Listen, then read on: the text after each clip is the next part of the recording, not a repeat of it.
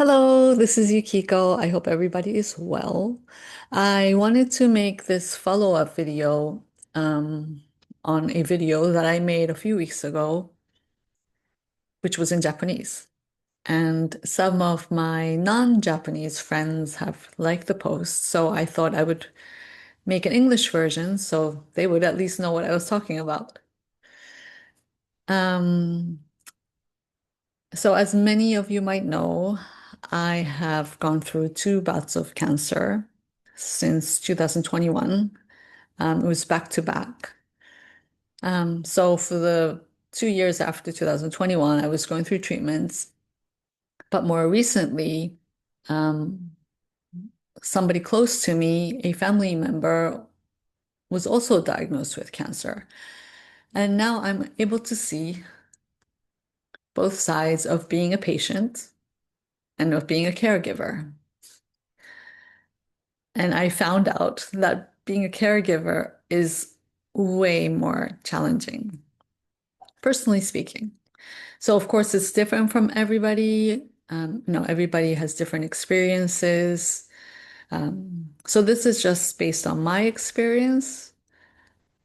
But for me, being the caregiver is way more challenging. And I thought to myself, why is this? And I think when you are the patient, when you are the one who's fighting an illness, there's some survival switch that's switched on.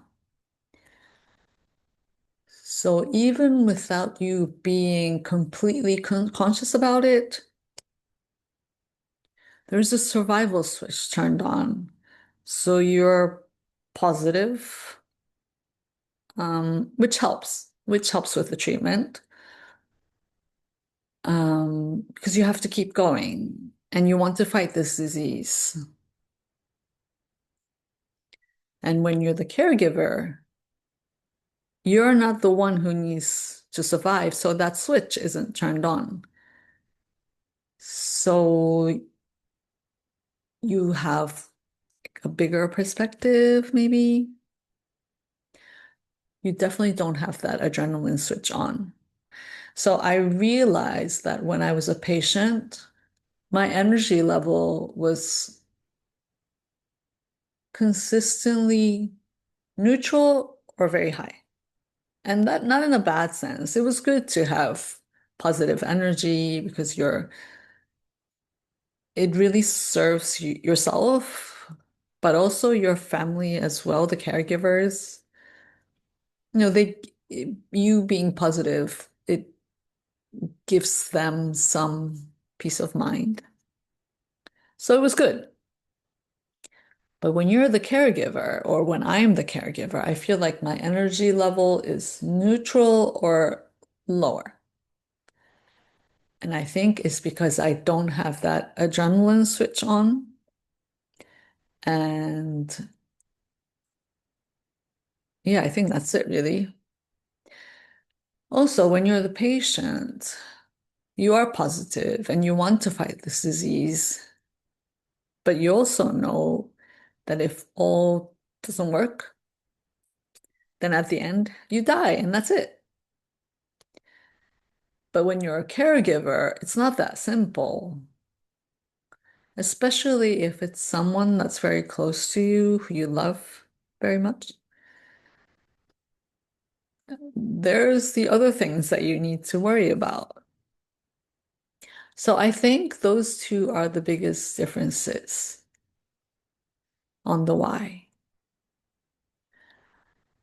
What I want to say is to make sure that the caregivers know that they too are in a very, very challenging situation. It's not easy at all. Like I said, I find it more challenging to be the caregiver. So I want to raise awareness for the caregivers and for those people who know that your friend or your colleague is a caregiver. Give them that permission, give them that space, the compassion, especially if you yourself are the caregiver. You deserve rest. You deserve the compassion. If you can't look after yourself, you're not going to have the energy to look after other people, especially someone who is going through a very difficult time, like fighting an illness.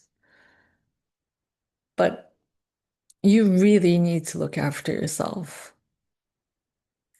And I want to give you that permission to rest, to give you that permission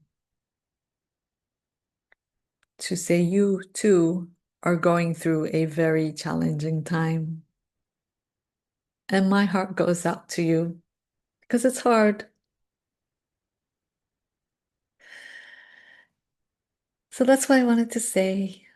I wish everybody a happy day, happy evening, whenever you're watching this. Sending you so much love.